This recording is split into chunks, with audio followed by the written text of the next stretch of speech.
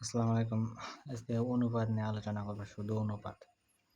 তো অনুপাতের সংজ্ঞা: দুটি এক জাতীয় রাশির একটি অপরটির কত গুণ বা কত অংশ তা একটি ভগ্নাংশ দ্বারা প্রকাশ করা হয়।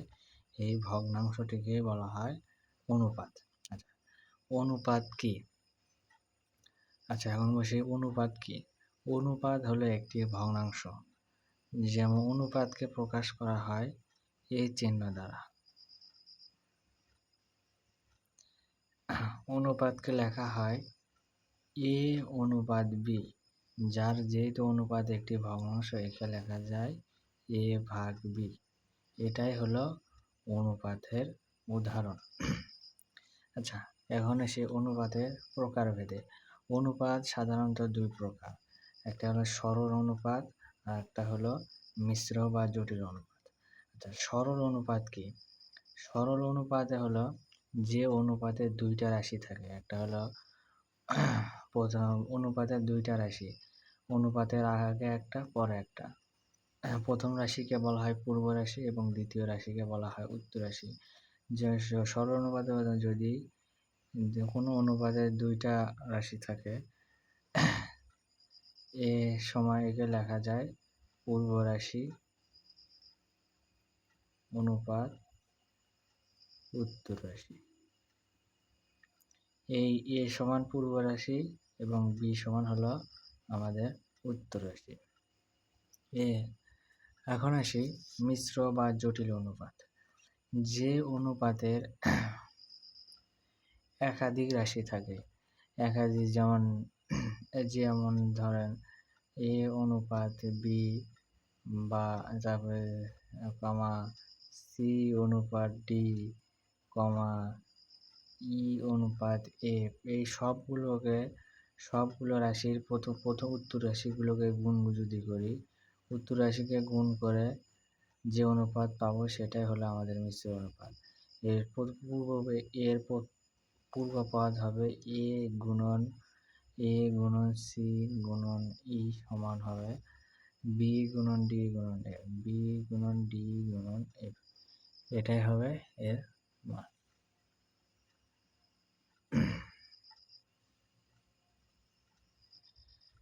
আচ্ছা, এখন একটা সমস্যা নিয়ে আলোচনা করি। 5:18 এবং 7:2 এবং 3:6 এর মিশ্র অনুপাত নির্ণয় করব। এর মিশ্র অনুপাত হবে, পূর্ব রাশিটি হবে 5, সকল রাশিগুলো পূর্ব রাশির গুণফল। আচ্ছা, পূর্ব রাশি হবে 5 গুণন 7 গুণন 3, 5 7 35 আর 3 35 105। এবং উত্তর রাশি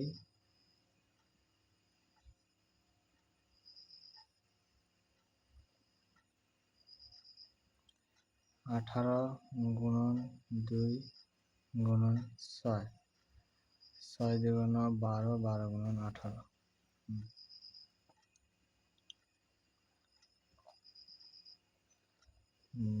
8 দুগুণ 16, 6 হাত থেকে 1, 2 দুগুণ 2, 2 দুগুণ 2, 8 কে 18 দিয়ে 11 হাত থেকে, এই হলো 216। অতএব এর মিশ্র অনুপাত হবে 105। এর এ অনুপাত বি সমান হবে 105 অনুপাত 216।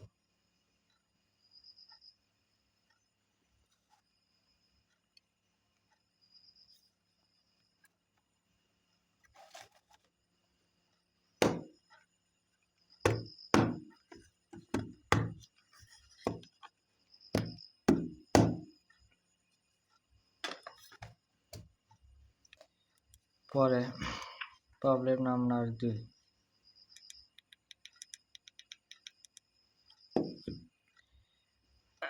দুটি রাশির ধারাবাহিক অনুপাত 9:15, পূর্ব রাশি 36 হলে উত্তর রাশি কত?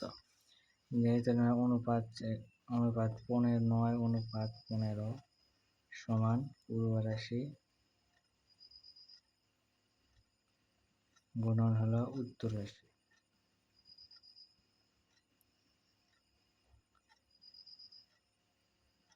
বা 9:15 পূর্ব রাশির মান 36 এবং ধরে নিলাম উত্তর রাশি এক্স। এখন এক্স সমান আসবে হলো আর যদি গুণ করে দিই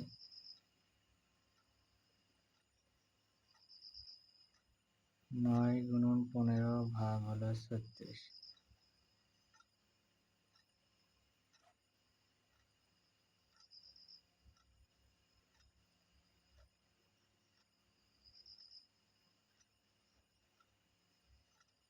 সরি,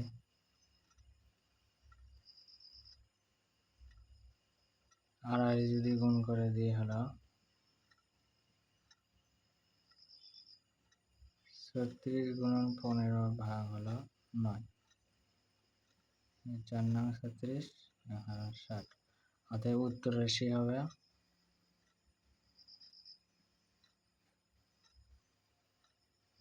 60। এখন আলোচনা করব সরল অনুপাতের প্রকারভেদ। লঘু অনুপাত।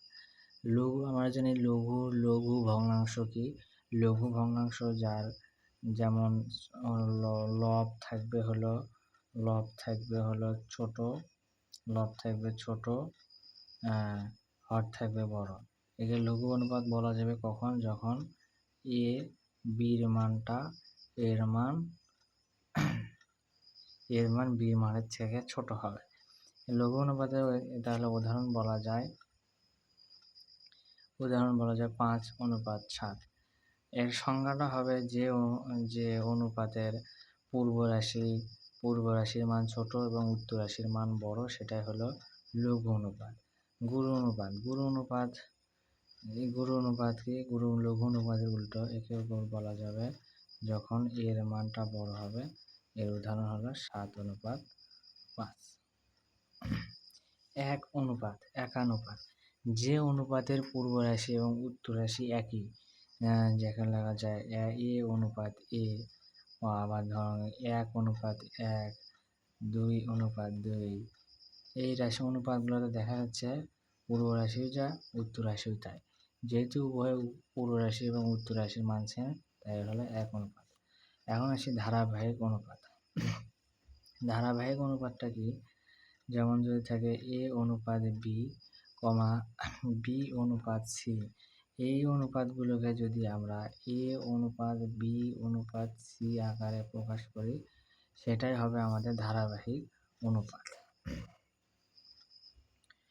তো একটা সমস্যা দেখি, এ অনুপাত বি সমান 4:7 এবং বি অনুপাত সি সমান 5:6 হলে এ অনুপাত বি অনুপাত সির সমান মান কত? তো এইটা নির্ণয় করার জন্য আমাদের দেখতে হবে এ অনুপাত বি এবং বি অনুপাত সি চাইছে, তাহলে উভয় অনুপাতের রাশিতে বির মানটা আমাদের সেম করা লাগবে। তো বির মান সেম করার জন্য দ্বিতীয় রাশির বির মান দিয়ে প্রথম অনুপাতটা দিয়ে গুণ করব এবং প্রথম রাশির বির মানটাকে দ্বিতীয় রাশি এবং দ্বিতীয় অনুপাতটাকে গুণ করব। তাহলে যদি আমরা প্রথম অনুপাতে এ অনুপাত বি যদি আমরা 5 দিয়ে 4 × 5 7 × 5 সমান 20:35।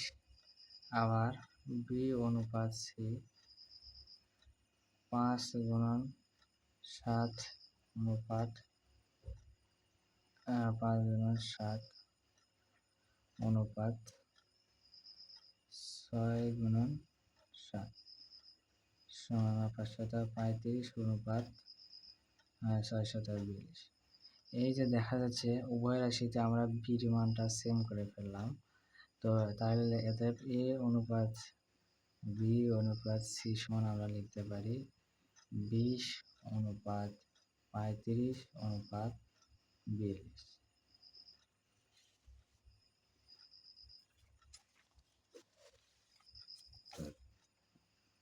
আর একটা সমস্যা দেখি।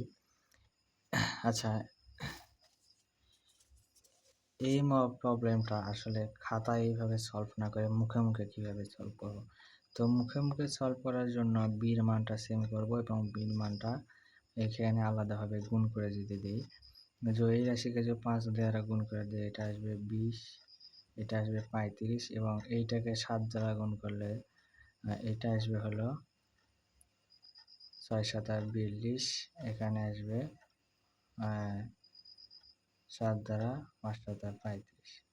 তাহলে এই অনুপাত বি অনুপাত সি এভাবে আমরা মুখে মুখেই এত ক্যালকুলেশন না করেও করতে পারবো। আচ্ছা, পরের একটা অনুপাত দেখি। এ অনুপাত বি সমান 4 অনুপাত 5 এবং এ অনুপাত সি সমান 10 অনুপাত 9 হলে এ অনুপাত বি অনুপাত সি নির্ণয় করতে হবে। তো আমরা আগে রিটেন প্রসেস করব, তারপরে এমসিকিউ এর জন্য করব। তো এই রাশিতে আমাদের এর মানটা সেম করতে হবে। তো যথারীতি আগের নিয়ম, এর মান দ্বারা উভয় রাশিকে গুণ করে দেব। তো আমরা যদি লিখতে পারি এ অনুপাত বি 4 গুণন দ্বিতীয় রাশি এর মান দ্বারা গুণ করে 4 গুণন 10 অনুপাত 5 গুণন 10 সমান 40 অনুপাত 50। আবার এ অনুপাত সি সমান দ্বিতীয় রাশিতে 10 আছে, প্রথম রাশি 4 দ্বারা গুণ করব, অনুপাত 9 অনুপাত 4, 9 গুণ 4, এখানে 4 10 40 অনুপাত 4 নং 36। তো এইভাবে আমরা এর মানটা সেম করে ফেললাম, যেহেতু উভয় রাশিতে এর মানটা দেওয়া আছে। অতএব এ অনুপাত বি অনুপাত সি সমান 40 অনুপাত বির মান হলো 50 এবং সির মান আসতেছে আমাদের 36। তো উভয় সবগুলো রাশি থেকে যদি আমরা 2 কমন নেই, সবগুলো রাশি থেকে যদি 2 দ্বারা ভাগ করি, এখানে থাকবে 20, এখানে থাকবে হলো 25, এখানে থাকবে হলো 18। তো আর মোটামুটি আর কিছু দ্বারা করা যায় না। এখন আসি আমরা হলো দ্বিঘানুপাত। তো দ্বিঘানুপাতটা কি? যদি এ অনুপাত বি হয়, এর দ্বিঘানু অনুপাত হবে এ স্কয়ার অনুপাত বি স্কয়ার।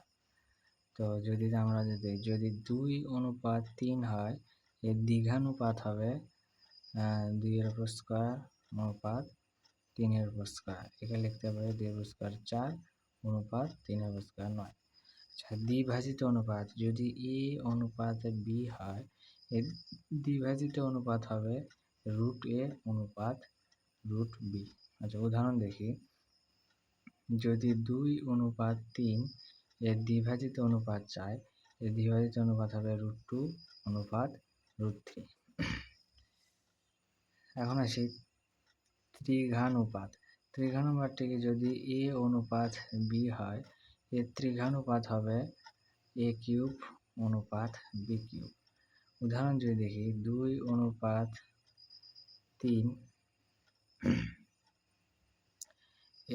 এর ত্রিঘানুপাত 2 এর উপর কিউব অনুপাত 3 এর উপর কিউব। 2 এর উপর কিউবের মান 8 এবং 3 এর উপর কিউবের মান 27। এর ত্রিঘানুপাত হলো 8 অনুপাত 27। আচ্ছা, ত্রিভাজিত অনুপাত হলো যদি এ অনুপাত বি হয়, এর ত্রিভাজিত অনুপাত হবে কিউ রুট অফ এ অনুপাত কিউ রুট অফ বি। উদাহরণ যদি দেখি,